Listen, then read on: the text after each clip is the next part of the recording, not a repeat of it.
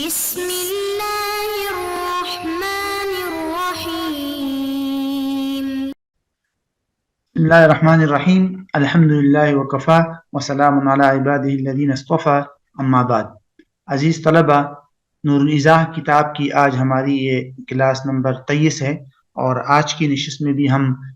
موضوع پر مسح کے حوالے سے جو باقی احکام ہے وہ انشاءاللہ پڑھیں گے۔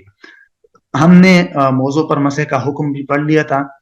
اور پھر ہم نے موضوع پر مسح کرنے کے جائز ہونے کی جو 7 شرائط ہے وہ بھی ہم نے مکمل پڑھی ہے۔ اب اس کے بعد ہم جو ہے یہاں سے شروع کریں گے موضوع پر مسح کرنے کی مدت کیا ہے۔ خلاصہ تو پہلے آپ یہ ذہن میں رکھ لیں کہ اگر ایک انسان جو ہے وہ مقیم ہے، مسافر نہیں ہے، ٹھیک ہے، اپنے گھر پہ ہے، اپنے علاقے میں ہے، یا کسی ایسی جگہ گیا ہے، باہر ہے لیکن 15 دن سے زیادہ کی اقامت پہ رہ رہا ہے، مقیم ہے، ٹھیک ہے، اس کو مقیم کہتے ہیں، مطلب وطن اصلی میں ہے یا وطن اقامت میں۔ تو ایسا شخص جو ہے جو 15 دن سے زیادہ کسی علاقے میں رہ رہا ہو یا اپنے ملک میں، اپنے وطن میں رہ رہا ہو، وہ زیادہ سے زیادہ 24 گھنٹوں کے لیے وہ موزے پہن سکتا ہے، ٹھیک ہے۔ 24 گھنٹے جیسے مکمل ہوں گے اس کے بعد وہ موزہ اتارے گا۔ جہاں تک مسافر کی بات ہے، وہ مسافر جو اس سے مراد مسافر شرعی ہے، جو اپنے گھر سے اتنا دور نکل جائے یا اتنا دور نکلنے کے ارادے سے اپنے گھر سے نکل جائے جو 78 کلومیٹر کے برابر ہو، 48 میل یا 78 کلومیٹر، تو وہ آدمی مسافر کہلاتا ہے۔ اور یا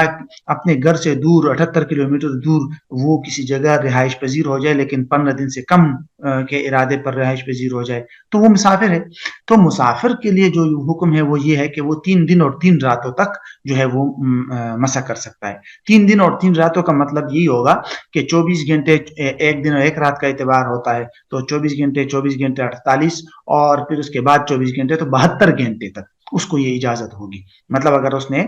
2 بجے ایک دن کو 2 بجے جو ہے وہ پہن لیے تو اگلے دن 2، پھر اس سے اگلے دن 2، اس سے اگلے دن 2 بجے تک وہ پھر جو ہے وہ مسح کر سکتا ہے موضوع پر مسلسل۔ کر تو ہمیشہ سکتا ہے لیکن پہن لیے ایک بار تو پھر اس وقت تک اتارنا ضروری نہیں ہوگا، 3 دن ہو جائیں گے پھر اتار لے، پھر پاؤں دھو لے دوبارہ پہن لے۔ تو بہرحال یہ اس طرح، اگر اس نے بیچ میں موزے اتار لیے تو پھر تو دوبارہ اس کو پاؤں دھونے پڑیں گے، لیکن اگر نہیں اتارے تو پھر اس طرح مسلسل وہ مسح کر سکتا ہے، ٹھیک ہے۔ یہ تو ایک بات ہوگی۔ دوسری بات آپ یہ ذہن میں رکھ لیجئے کہ مسح کی ابتدا کب سے ہوگی یا مدت کی ابتدا کب سے ہوگی۔ تو مدت کی ابتدا موزے پہننے کے وقت سے نہیں ہوتی، بلکہ موزہ پہننے کے بعد جب حدث لاحق ہوگا، وضو ٹوٹ جائے گا، اس وقت سے ہوگی۔ مثال کے طور پر ایک آدمی ہے، وہ مقیم ہے، ٹھیک ہے، اور اس نے ظہر کو وضو کیا، پاؤں دھو لیے اور اس پر موزہ پہن لیا، ٹھیک ہے، اور عصر تک اس کو وضو اس کا نہیں ٹوٹا۔ عصر کو مثال کے طور پر 5 بجے یا 6 بجے اس کا وضو ٹوٹ گیا اور اس نے وضو کر کے موضوع پر مسح کر لیا، تو یہ جو اس کا وضو ٹوٹا ہے نا، اس وقت سے اس کی ٹائمنگ سٹارٹ ہو جائے گی موزے کی، ظہر کے وقت سے نہیں۔ وہ اگلے دن کے عصر تک موزہ پہنا رکھ سکتا ہے، ظہر تک نہیں، یعنی جس وقت پہنا ہے اس وقت نہیں، جس وقت پہننے کے بعد اس کا وضو ٹوٹے گا اس وقت سے مدت سٹارٹ ہوگی، ٹھیک ہے۔ دوسری بات یہ ذہن میں رکھ لے۔ تیسری بات یہ ذہن میں رکھ لے کہ اگر کوئی آدمی مقیم ہے، ٹھیک ہے جی، اس نے موزے پہن لیے اور مقیم ہے تو زیادہ سے زیادہ 24 گھنٹے موزے پہنے رکھ سکتا ہے نا، تو ابھی 24 گھنٹے مکمل نہیں ہوئے کہ وہ سفر پہ نکل گیا، تو اب اس کے لیے اتارنا ضروری نہیں ہے، وہ اسی سابقہ ایک دن کو بھی شمار کر لے جتنا ٹائم گزرا ہے، اور مزید 2 دن اس کے ساتھ لگا کر وہ 3 دن تک مسلسل مسح کر سکتا ہے، دوبارہ اتار کر پہننا ضروری نہیں ہے۔ مثال کے طور پر صبح 10 بجے کسی نے موزے پہن لیے اور شام کو وہ نکل گیا سفر پہ، پہلے مقیم تھا، تو وہ اگلے دن کے 10، اس سے بھی اگلے دن، مطلب 3 دن مکمل کر سکتا ہے اسی موضوع کے ساتھ، ٹھیک ہے۔ اس کا الٹ کیا ہے کہ اگر کوئی مسافر ہے اور اس نے موزے پہن لیے تو مسافر کے تو 3 دن اور 3 راتیں ہیں، ابھی 1 دن اور 1 رات مکمل نہیں ہوا یا مکمل ہو گیا اور وہ مقیم ہو گیا،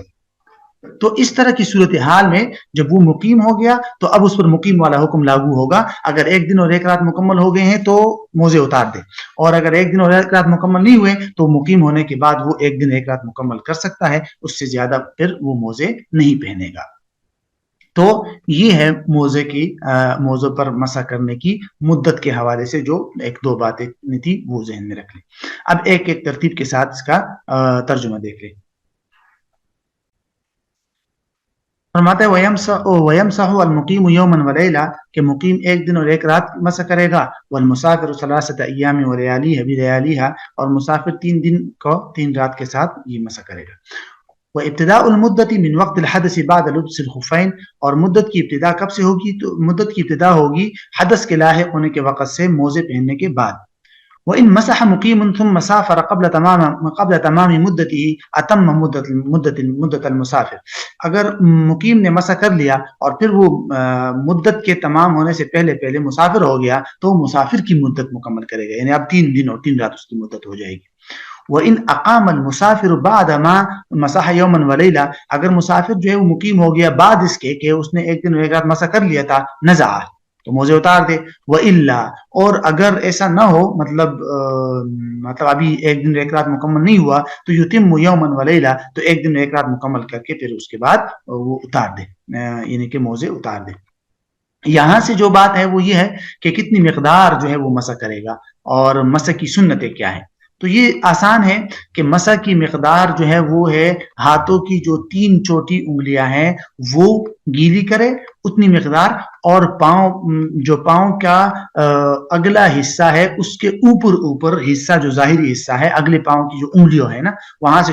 کھینچ کر اس طرف پیچھے کی طرف لے آئے۔ تو یہ ہے کہ ہاتھوں کی جو 3 چھوٹیاں انگلیاں ہیں اسی کی مقدار ہو، 3 انگلیوں کو گیلا کرے اور پاؤں کے اوپر اگلا حصہ اس کے اوپر وہ مسح کر لے، تو یہ ہے مسح کی مقدار۔ اور جہاں تک سنت ہے تو سنت طریقہ یہ ہے کہ آپ تینوں انگلیوں کو کھولے، ٹھیک ہے، انگلیوں کو کھولے اور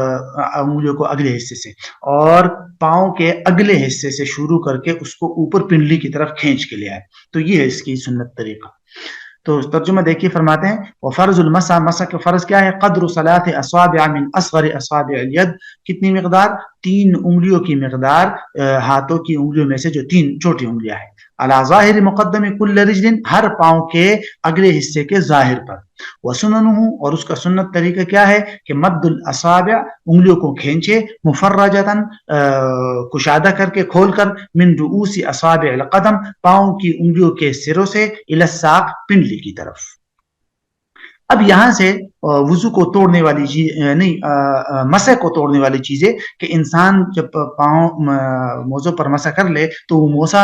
وہ مسح ٹوٹے گا کب؟ تو فرماتے 4 چیزیں ایسی ہیں جس سے مسح ٹوٹ جاتا ہے، موزوں پر مسح ٹوٹ جاتا ہے۔ نمبر 1، ہر وہ چیز جس سے جو وضو کو توڑتی ہے، تو جب وضو ٹوٹ جائے گا تو مسح بھی ٹوٹ گیا، دوبارہ مسح کرنا پڑے گا، ٹھیک ہے۔ نمبر 2، ونزع خف، موزہ اتار دیا تو بھی آپ کا وہ مسح ٹوٹ جائے گا، دوبارہ مسح کرنا پڑے گا۔ ولو بخروج اکثر القدم الى ساق الخف، اگرچہ اکثر پاؤں کا حصہ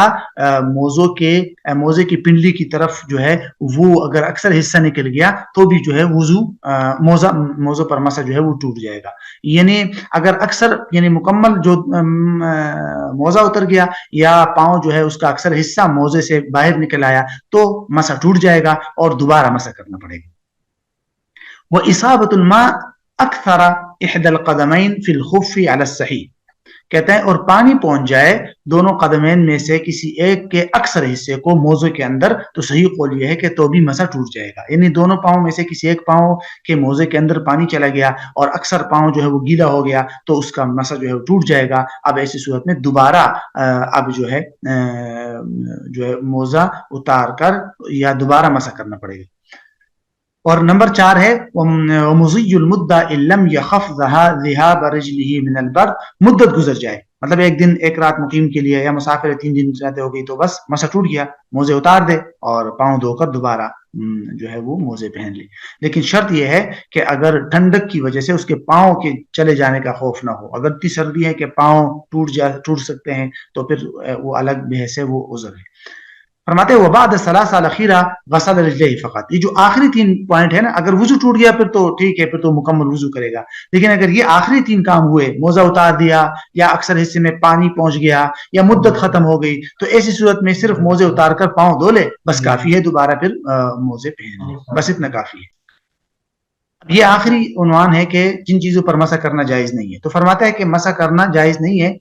امامہ پر یعنی پگڑی پر، وقلنسوہ ٹوپی پر، وبرقع یعنی برقعے پر بھی نہیں، وقفازین اور دستانوں پر، ان چیزوں پر مسح کرنا جو ہے وہ جائز نہیں ہے۔ تو بہرحال یہ موزے پر مسح کرنے کی بحث تھی اور یہ مکمل ہو گئی. اس کے بعد پھر پٹی کے پر مسح کرنے کے احکام آئیں گے.